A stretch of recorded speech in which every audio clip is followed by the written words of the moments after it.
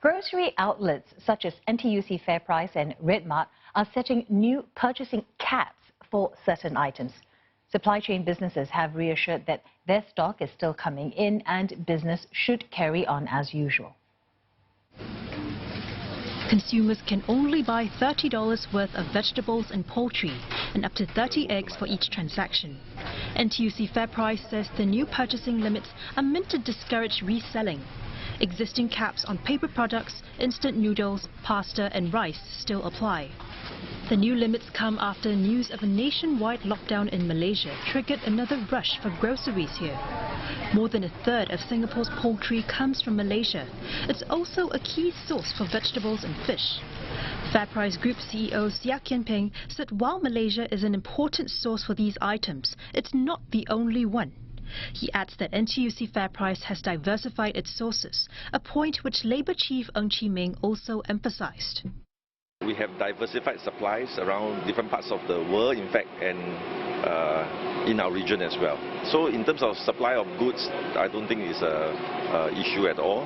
It's a matter of buying what we need, and therefore we will have ample supplies on the shelves for everybody. But in any case, we are bringing in new supplies from different parts, including Thailand. Online retailer RedMart also said it's limiting purchases of daily essentials, but declined to give examples. But it assured there are adequate stocks of these items. Businesses at the Pasir Panjang Wholesale Centre are also well stocked. They say fresh goods are still coming in as usual, even those from Thailand, which go through Malaysia's land border crossings. The Pasir Panjang terminal, which handles imports into Singapore, is also operating like any other workday. It's business as usual here at Pasir Panjang Terminal. In fact, tens of thousands of these containers are still coming through. And that includes these white containers you see behind me, which are refrigerated for temperature-sensitive cargo. Now that includes fresh food. Malaysia's lockdown, which bans citizens from travelling overseas and foreigners from entering, will end on March 31st. It's estimated more than 300,000 travellers use the land checkpoints between Singapore and Malaysia every day.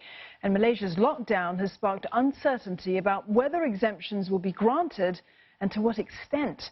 Well, for the latest, Gwyneth Teo joins us live now from Woodlands Checkpoint in Singapore, one of two land border crossings between the two countries.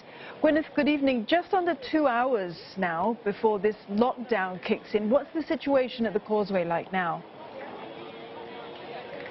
Well, I've been standing here since 4 p.m. and I have to tell you that it's the busiest that I've ever seen it, today. In fact, you can see behind me the queue for the taxi stand. Well, that's the longest that I've seen it in the past 6 hours.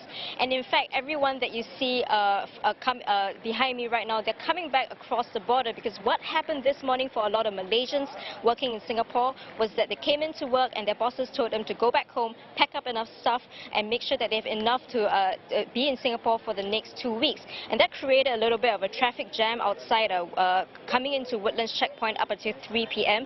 But right now, the causeway is completely congested. Everyone you see around me has probably been in a queue for hours. Some of them have told me that they walked for the last 4 hours just to cross back into Singapore.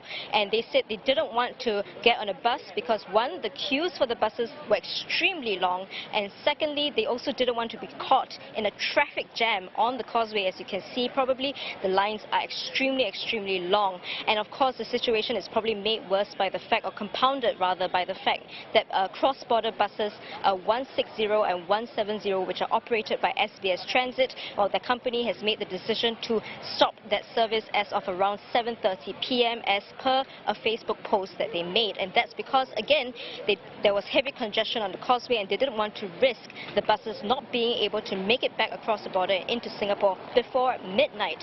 And what we're really seeing here is a massive disruption to people's lives. For these 300,000 people whose lives straddle the border, you know, they've made arrangements so that they can straddle the border. It's it's not just people who live in Malaysia and commute to Singapore for work. It's also students who are Malaysians and come to school in Singapore. The parents, I spoke to some who had to rush them back, even though it's a March school holidays now, they've had to rush them back so that they can make it back to school next week and wouldn't be trapped in Malaysia during the lockdown. It's also Singaporean national serviceman that I spoke to. He lives in Johor Bahru, and he has to commute into Singapore every day, but now he has to find a place to stay for the next 2 weeks, and that's really causing a lot of uncertainty, and it is actually slightly upsetting for families that are split up. There's so much uncertainty about what this lockdown means for a lot of these people. 在新加坡20年生活了，第一次。是第一次怎么讲呢？要跟家人分离咯，为了生活。你会觉得怎样呢？现在生活很辛苦，不赚钱哪里有钱吃饭 ？Whether the government of Malaysia allow the PR to continue to come here to work, I'm not sure. They say it's banned, right? I don't know what does that mean.